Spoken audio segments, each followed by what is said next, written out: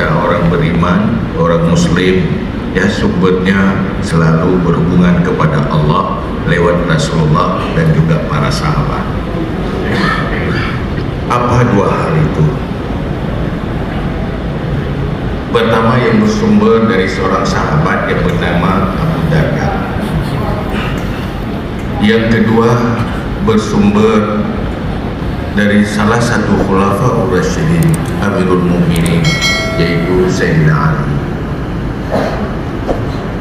Pada satu hari masyhur, Abu Darda berdiri jauhlah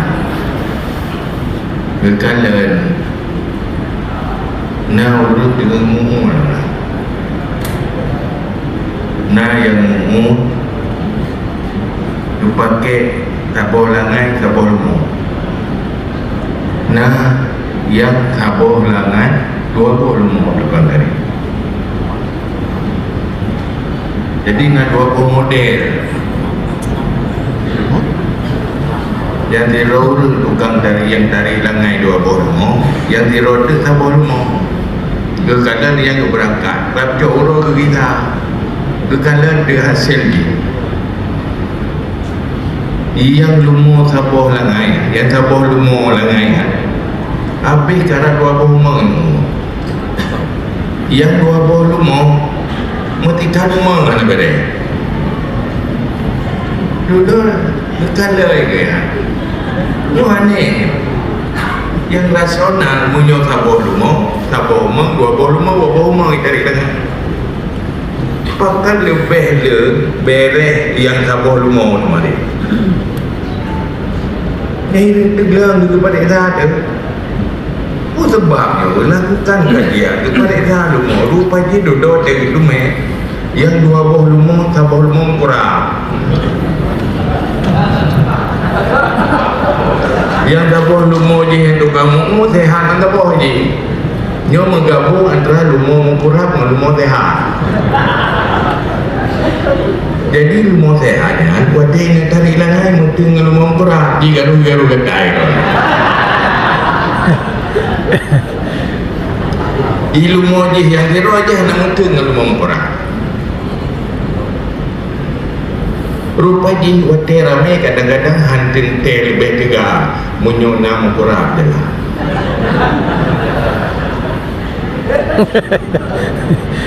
Maka apa yang aku boleh kurang munyo menggabung antara sehat dan mengkurang jangan membebani bukan meringankan. Yang mengkurang hanya kurang belum mau boleh mengkurang kurang bau dengan kai dulu akai naga mental tak bagus, tak punya mindset yang benar.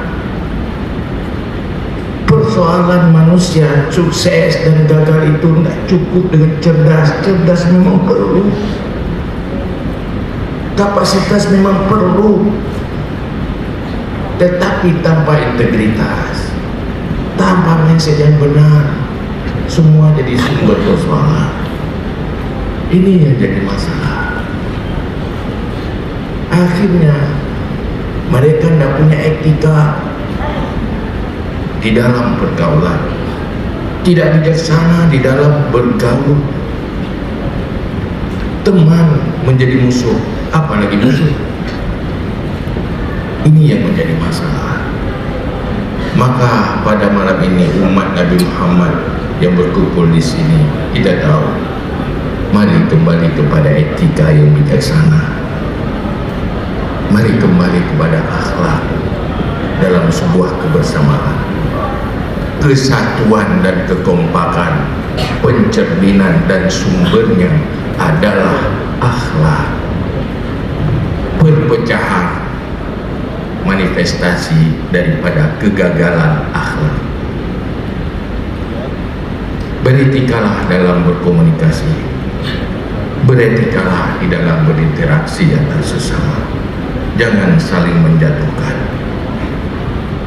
Saling menjatuhkan, saling menghina tidak akan membawa kita kemana-mana. Kalau ada yang salah, mari diperbaiki. bukan hanya pandai menyalah-nyalahkan dan menjatuhkan orang yang salah. Itu yang pertama, sumbernya dari Abu Darda. Yang kedua, kata Sayyidina Ali, kita boleh idealis, bercita-cita sukses, bercita-cita ingin mencapai masa depan yang lebih baik dunia dan akhirat, ingin menegakkan keadilan, ingin memperkuat kesejahteraan. Tapi ada sebuah penyakit penghalang kesuksesan itu yang dikatakan oleh Sayyidina Ali. Apa kata Sayyidina Ali? At-tama'u mani'un an kulli haqq. Keadilan itu hak, kesejahteraan itu hak, hidup nyaman dan damai itu hak. Tetapi semua hak itu ada penghalangnya, dia tidak akan tercapai. Apa penghalangnya? Keserakahan dan ketamakan. Semua prinsip yang ideal, pemikiran-pemikiran yang idealis, itu kita optimis sebelum berhadapan dengan godaan. Ketamakanlah yang menghancurkan nilai-nilai idealis. Ini bukan dari saya, dari Sayyidina Ali. Untuk renungan kita, saya tidak minta percaya dengan bahasa saya. Boleh percaya, boleh tidak bahasa saya, tetapi saya harap supaya jangan pernah lupa aja. Jangan lupa ini. Tidak bisa memaksa orang untuk percaya, tetapi yang bisa diharapkan jangan pernah lupa ini. Ini cuma tausiahnya, bukan dari saya, dari agama kita, dari para sahabat. Insya Allah semua apa yang dipesankan oleh orang tua kita Wali Nagro akan tercapai apabila tidak teracuni oleh penghalang, yaitu bobroknya akhlak, tidaknya beretika, dan keserakahan yang tidak bisa dipadamkan. Kalau kita tidak bisa memadamkan keserakahan, maka keserakahan itu akan memadamkan keadilan dan kesejahteraan. Terima kasih. Inilah tausiah dari saya, untuk saya sendiri, untuk kita semua, untuk rakyat Aceh semuanya, dan untuk seluruh bangsa kita. Amin ya rabbal alamin. Mari sama-sama kita berdoa.